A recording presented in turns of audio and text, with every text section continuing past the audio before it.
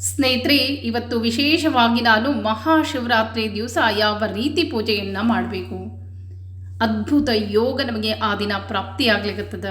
ಅದಕ್ಕಾಗಿ ಶಾಸ್ತ್ರೋಕ್ತವಾಗಿ, ಪುರಾಣೋಕ್ತವಾಗಿ, ಮಂತ್ರೋಕ್ತವಾಗಿ ಸರಿಯಾಗಿ ವಿಧಿವಿಧಾನದಿಂದ ಮಾಡಿದಂಥ ಪೂಜೆಗೆ ನಮಗೆ ಇಷ್ಟಾರ್ಥಗಳು ಬೇಗ ಈಡೇರ್ತದ ಅಂಥೇಳಿ, ಅದಕ್ಕಾಗಿ ಇವತ್ತಿನ ದಿವಸ ನಾನು ಪೂಜಾ ವಿಧಾನವನ್ನು ಯಾವ ರೀತಿ ಮಾಡಬೇಕು, ಈಗಾಗಲೇ ನಾನು ಸಮಯವನ್ನು ಹೇಳ್ಕೊಟ್ಟೇನಿ. ಅತ್ಯಂತ ಶುಭಕರವಾಗಿರುವಂಥ ಮುಹೂರ್ತಗಳನ್ನು ಕೂಡ ನಾನು ನಿಮಗೆ ತೆಗೆದುಕೊಟ್ಟೇನಿ. ಆ ಸಮಯದಲ್ಲಿ ನೀವು ನೋಡಿರ್ಬೋದು, ಬೇಕಾದಷ್ಟು ಜನರು ನನಗೆ ಕಮೆಂಟ್ಸನ್ನು ಹಾಕ್ತಿರ್ತಾರೆ. ನೀವು ಹೇಳಿದಂಥ ಸಮಯದಲ್ಲಿ ವಿಶೇಷವಾಗಿ ವಾಹನ ಖರೀದಿ ಮಾಡಿದವ್ರಿಗಾಗಿರ್ಬೋದು, ಭೂಮಿಯನ್ನು ಖರೀದಿ ಮಾಡಿದವರಾಗಿರ್ಬೋದು, ಬೇಕಾದಷ್ಟು ಜನರು ಪೂಜೆಯನ್ನು ಮಾಡಿದವರಾಗಿರ್ಬೋದು, ಎಲ್ಲರ ಕಮೆಂಟ್ಸನ್ನು ನೀವು ನೋಡಿರ್ಬೋದು. ಇನ್ನು ನಾನು ಕೊಟ್ಟಿರುವಂಥ ಸಮಯದಲ್ಲಿ, ಯಾಕಂದರೆ ಆ ಯೋಗಗಳು ಕೂಡಿದಾಗ ಆ ಸಮಯಗಳಲ್ಲಿ ಮಾಡಿದಂಥ ಪೂಜೆಗಳು, ಅದರ ಜೊತೆ ಮಾಡಿದಂಥ ಸಂಕಲ್ಪಗಳು ನಮಗೆ ಬೇಗ ಫಲವನ್ನು ತಂದು ಕೊಡ್ತದೆ. ಅದಕ್ಕಾಗಿ ಇವತ್ತು ಪೂಜಾ ವಿಧಾನವನ್ನು ಶಾಸ್ತ್ರೋಕ್ತವಾಗಿ ಸಂಕಲ್ಪಪೂರ್ವಕ ಹೇಳ್ಕೊಡ್ತೀನಿ. ಸರಿಯಾಗಿ ವಿಧಾನದಲ್ಲಿ ಶಿವನ ಪೂಜೆಯನ್ನು ಮಾಡಿರಿ. ಶಾಸ್ತ್ರದಲ್ಲಿ ಹೇಳಿದ ಹಾಗೆ ಒಂದೊಂದು ದೇವರಿಗೆ ಒಂದೊಂದು ವಿಶೇಷತೆ ಇದೆ ಅಂಥೇಳಿ. ಅಂದರೆ ಶಿವನಿಗೆ ಅತ್ಯಂತ ಇಷ್ಟವಾಗಿದ್ದು ಅಭಿಷೇಕ ಪ್ರಿಯ ಅಂತ ಹೇಳ್ತೇವೆ. ಶಿವನಿಗೆ ರುದ್ರಾಭಿಷೇಕ ಅಂದರೆ ಬಹಳನೇ ಪ್ರೀತಿಯಂತೆ. ಮನೋಭಿಮಾನಿಯಾದಂಥ ಶಿವನಿಗೆ ರುದ್ರಾಭಿಷೇಕವನ್ನು ಮಾಡಿದರೆ ನಮ್ಮ ಪಿತೃಗಳು ಕೂಡ ತೃಪ್ತರಾಗ್ತಾರೆ. ಅದಕ್ಕಾಗಿ ನಮ್ಮ ಒಂದು ಕುಟುಂಬಕ್ಕಿರುವಂಥ ಎಲ್ಲ ದೋಷಗಳು ಪರಿಹಾರ ಆಗಬೇಕು.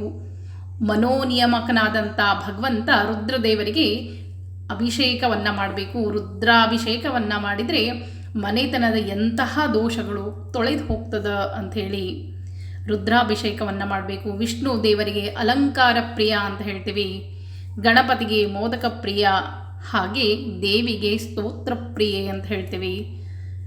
ಈ ನಾವು ಲಲಿತಾ ಸಹಸ್ರನಾಮದಲ್ಲಿ ಹೇಳ್ತೇವೆ ಸ್ತೋತ್ರ ಪ್ರಿಯೆ, ಸ್ತುತಿಮತೆ ಅಂತ ಹೇಳಿ. ಈ ರೀತಿಯಾಗಿ ಒಂದೊಂದು ದೇವರಿಗೆ ಒಂದೊಂದು ವಿಶೇಷತೆ ಅದ.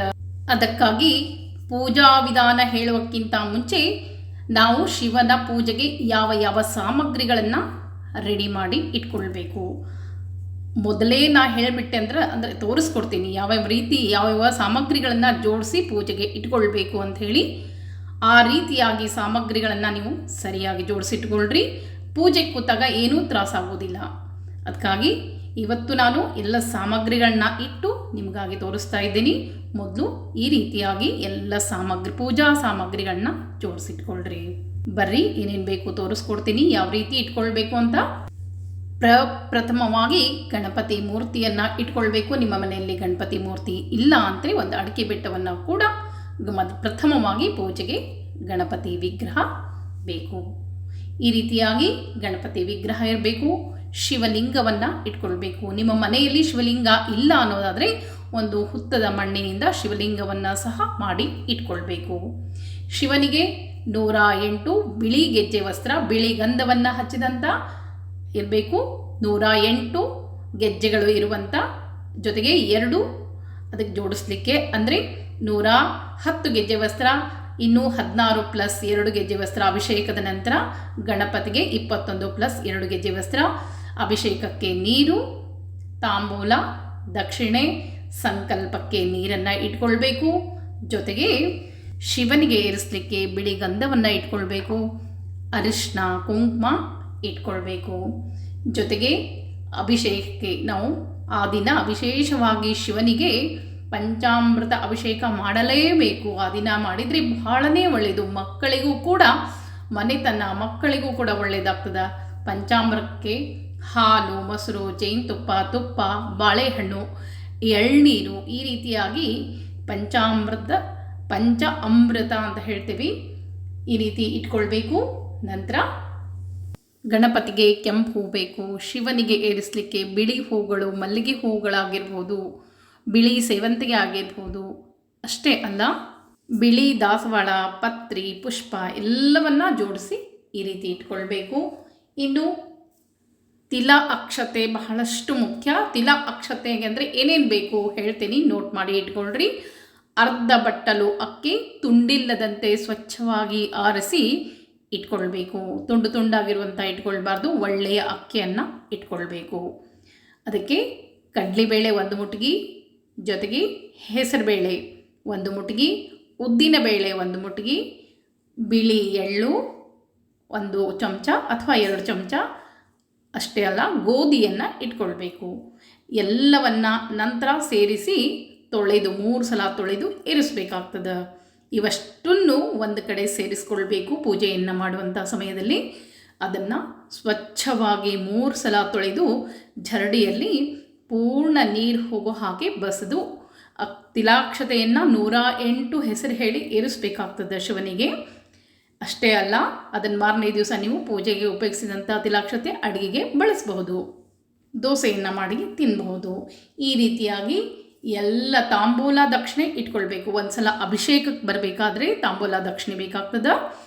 ಜೊತೆಗೆ ಪೂಜೆ ಎಲ್ಲ ಮುಗಿದ ಮೇಲೆ ತಾಂಬೂಲ ದಕ್ಷಿಣೆ ಬೇಕಾಗ್ತದೆ.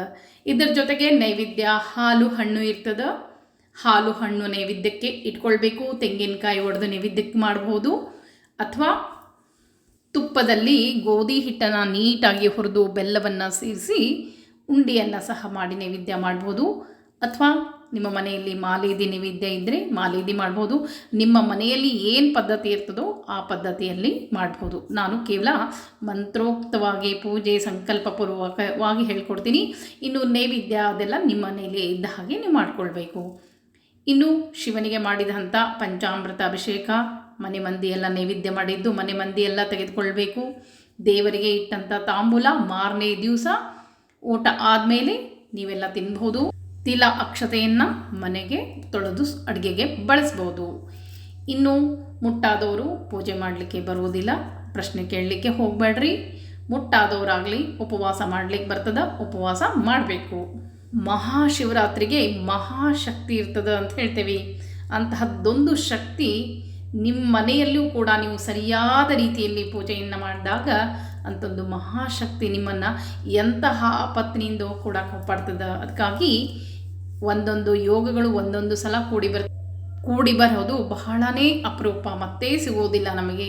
ಅದಕ್ಕಾಗಿ ಆ ದಿನ ವಿಶೇಷ ದಾನಗಳನ್ನು ಮಾಡೋದ್ರಿಂದ ಎಲ್ಲ ರೀತಿಯಿಂದ ಕುಟುಂಬಕ್ಕೂ ಕೂಡ ಒಳ್ಳೆಯದಾಗ್ತದೆ. ಕೆಲವು ದಾನಗಳವ ಮುಂದಿನ ವಿಡಿಯೋದಲ್ಲಿ ಪೂಜಾ ವಿವರ, ದಾನಗಳು ಎಲ್ಲವನ್ನು ತಿಳಿಸ್ತಾ ಹೋಗ್ತೀನಿ.